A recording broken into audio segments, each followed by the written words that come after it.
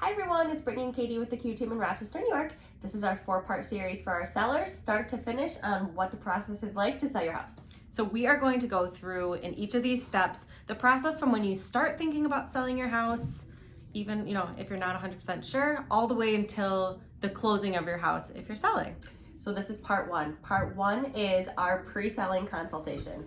Start with what that looks like, what we do there, what we talk about. Yep, so we tell anyone, if you even have the inkling of an idea of wanting to potentially move, where should you start? What should you do? If you currently own a house, give us a call and set up your pre-selling consultation, whatever you want to call it. Basically, the sit down with us to kind of discuss what your thoughts are, what your goals are, what you think you want to do, what makes sense. We go through all sorts of things that kind of help you make whatever the right decision is for you. Do I want to sell or not?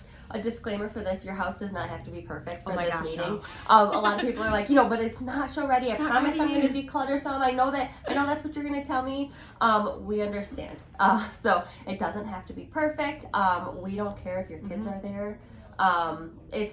It's right. very your dogs informal. can come up. I Right. will pet them the entire time. We're just Perfect. there to tell you, what the comps are looking like right now. Discuss what the plan is moving forward, where you want to go, what your timeline is like, and then make a plan from there based on your end goal. Yes. So basically, we kind of describe it as our kind of planning meeting to determine what is the game plan for you to reach those moving goals, if that is your moving goal. So we're going to talk about what what the market's looking like in terms of pricing and value as of that day, and talk about pricing strategy. So if we were to go on the market tomorrow, what are we thinking in terms of where we would list the house to get the most amount of money possible? And then where's the value range right now? And what would we expect to potentially get on the market? And then what does that in turn look like for equity to go towards whatever you're doing with that money and whatever purchase you're looking to make? The second part of that is we will help you determine how to stage your house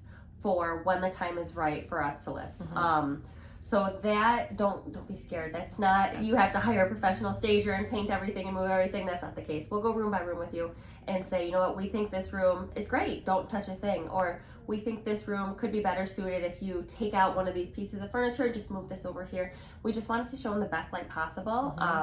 And doing those little steps ahead of time makes it less stressful when the time comes for pictures. Yes. And we're also going to discuss a little bit about, kind of what you need to necessarily like declutter and neutralize, and what maybe things on your to-do list you need to do. We've talked about this before, but you might have either a list of things that you think you should do that you may not need to, or there might be things that really will help you get more money out of your house, little projects, minor things, painting this room to, a more neutral color, things like that, to essentially, maximize your profit and return on your listing. That's a good point, because sometimes people have a list of like 10 things that they say, I know before I list I have to do this. And I always say, don't do anything. Don't spend any time, money, energy until we see what you have and the time and money that it's going to cost to do this list that you're thinking, and if we think it's going to be worth the return on investment. Yes. A lot of the times that list of 10 can be dwindled down to maybe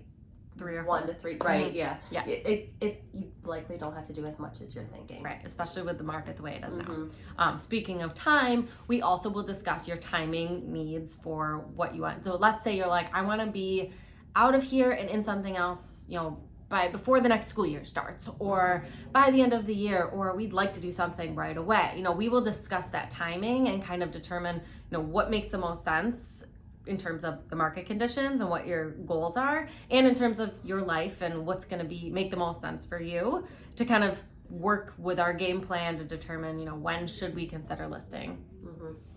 So that leads us into step 2, which is our next video. So either click through to watch it or wait till next week. But in step 2, we are going to talk about listing and what that looks like from, a week or so before your house is live on the market to when offers are due. Yeah. So see you next week.